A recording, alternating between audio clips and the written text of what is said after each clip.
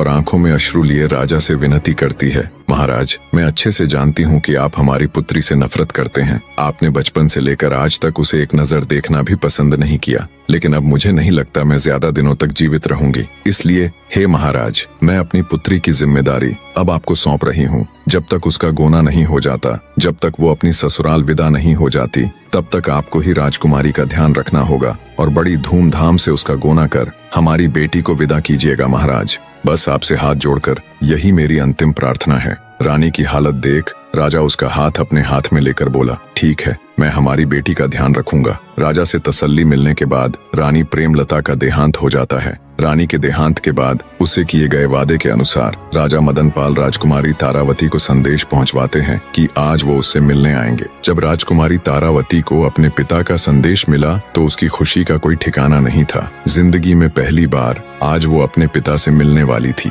दरबार के कामों से निवृत्त हो जब राजा राजकुमारी तारावती से मिलने जनाना महल जाते हैं और उसे आवाज लगाते हैं, तब राजा की आवाज सुन जैसे ही राजकुमारी तारा राजा के सामने आती है तो राजकुमारी तारा को देखते ही मदनपाल सुन्न पड़ जाता है। अपनी ही सगी बेटी को दुष्ट राजा गलत नजरों से देख रहा था। राजकुमारी तारा को जब राजा मदनपाल ने पहली बार देखा तो वो ये भूल गया कि उसके सामने कोई और नहीं बल्कि उसकी अपनी सगी बेटी है। राजा ने आज तक इतनी सुंदर कन्या नहीं देखी थी। मदनपाल को ये विश्वास ही नहीं हो रहा था कि सामने खड़ी ये खूबसूरत कन्या उसकी वही बेटी है जिससे वह जन्म से ही नफरत करता आया है। इतनी नफरत कि आज तक उसने उसकी शक्ल तक देखना गवारा नहीं था। पर आज जब पहली बार उसने अपनी बेटी को देखा तो अपनी सुध बुद्ध खो बैठा और बस एकटक उसे ही देखे जा रहा था। राजा मदनपाल की आंखों में पिता का प्रेम नहीं बल्कि वो दुष्ट दरिंदा था जो अपनी सारी मान मर्यादा भूलकर गंदी निगाहों से राजकुमारी को घूरे जा रहा था।